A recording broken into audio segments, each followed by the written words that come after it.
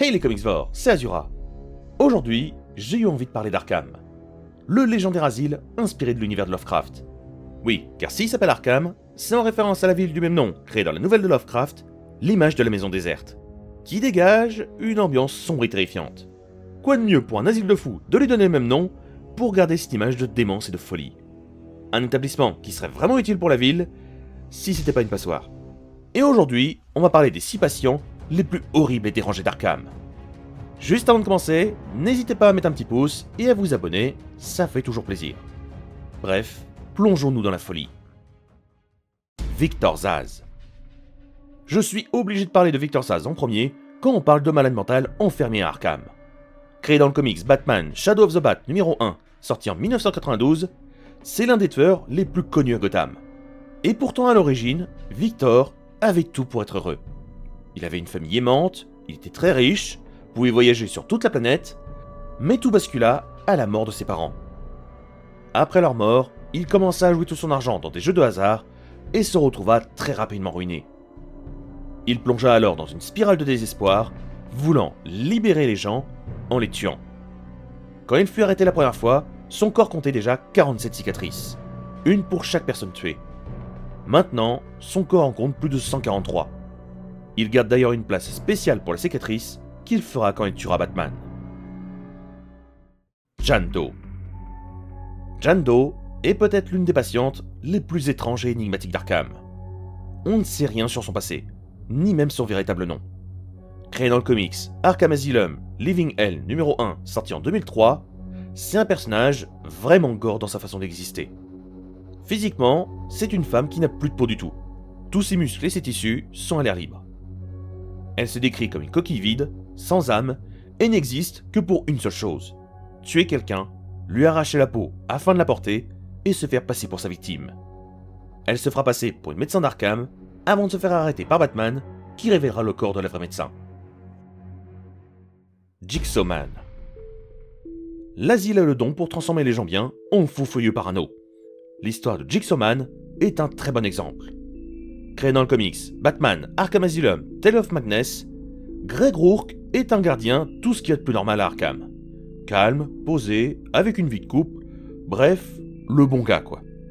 Sauf que voilà, il a commencé à Arkham vraiment au mauvais moment. Quelques jours après avoir pris son poste, plusieurs prisonniers se libèrent et tombent sur le pauvre homme. À leur tour, tous les prisonniers vont lui raconter une histoire tragique pour tenter de le déstabiliser. À la fin de toutes les histoires, Greg devait choisir quelle personne lui a fait le plus peur. Complètement paniqué, il expliqua que tout le monde lui avait fait peur. Quand le personnel arriva, ils retrouvèrent Greg, nu, avec des scarifications sur les membres pour dire à qui appartiendraient les morceaux de son corps. Il était devenu Jigsaw Man, un homme brisé qui n'attendait qu'une seule chose: que les prisonniers viennent lui prendre leur dû. Cornelius Stirk. Cornelius Stirk est le cliché du bon gros taré que personne n'a envie de voir dans une ruelle sombre. Créé dans le comics Detective Comics numéro 592, Cornelius rentre à Arkham à l'âge de 16 ans, après avoir tenté de tuer d'une façon horrible un camarade de classe. Pendant plus de 15 ans, il resta enfermé et plusieurs médecins lui trouvèrent différents troubles mentaux. La nature est farceuse quand elle donna à Cornelius un don de télépathie pouvant modifier la vue des autres afin de modifier son apparence. Il utilisa son pouvoir pour sortir d'Arkham car tout le monde le voyait comme un homme modèle. Alors que non, pas du tout. Même pas une semaine après avoir été libéré, il commença une série de crimes où il s'attaquait à des SDF, les tuait, avant de se nourrir de leur peur en, je cite, mangeant leur cœur et organes remplis de peur. Un bon gros taré cannibale qui aurait droit à la prison à vie. Ou d'aller dire bonjour au Ghost Rider. Le Grey White Shark. Qu'est-ce qui se passe si on met un petit criminel dans l'asile d'Arkham? Réponse: il devient un grand malade mental. C'est marrant d'ailleurs, Arkham est le seul asile à faire l'inverse de ce qu'il devrait faire. Créé dans le comics Arkham Asylum Living Hell numéro 1, Warren White était une crapule qui avait réussi à escroquer tout l'argent de sa société, aussi bien aux employés que à des classes supérieures. Il préféra plaider à la folie pour éviter la prison, et fut envoyé à Arkham. Il aurait peut-être mieux fait de prendre la prison. Là-bas, il fit la rencontre avec Jane Doe, Madame Sampo, qui l'enferma dans la salle spéciale pour Mr. Freeze avant de se faire passer pour lui. À cause du froid, Warren perdit ses cheveux, ses oreilles, son nez et quelques doigts et plongea dans la folie. Une fois libéré de la salle, il aiguisa ses dents et se fit appeler le Greywatch Shark. D'une ordure financière, il est devenu un monstre mentalement instable.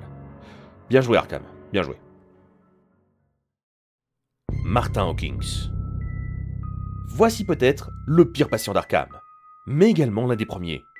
Créé dans le comics Arkham Asylum, A Serious House on Serious Earth, Martin Hawkins est ce qu'on pourrait appeler un psychopathe/sociopathe de la pire espèce. Après avoir eu des visions de la Vierge Marie, il décida de purifier les femmes en massacrant leur visage et leurs organes reproducteurs pour éviter qu'elles ne puissent propager des maladies. Il sera rapidement incarcéré puis envoyé à l'hôpital psychiatrique de Metropolis où il sera pris en charge par Amadeus Arkham. Le 1er avril, le docteur rentra chez lui et vit avec horreur que Martin s'était introduit chez lui. Il avait démembré la femme du docteur Amadeus et leur fille avant de lui couper la tête. Quand Amadeus fonda l'asile d'Arkham, Martin fut l'un des premiers patients à être pris en charge par Amadeus. À chaque séance, Martin décrivait avec plaisir ses crimes horribles à Amadeus. Lors de l'anniversaire de la mort de sa femme et de sa fille, Amadeus électrocuta à mort Martin, même si sa mort fut classée comme accidentelle. Comme vous avez pu le voir, l'asile d'Arkham est très loin d'être un endroit sain, et quand on sait que c'est une vraie passoire en termes de sécurité, ça donne pas envie de vivre à Gotham. Bref, j'espère que cette petite vidéo sur les pires passions d'Arkham vous aura plu. Si vous voulez me soutenir, vous pouvez le faire sur Ko-fi. Et quant à moi, je vous laisse, et je vous dis à la prochaine les Comicsvores. Ciao!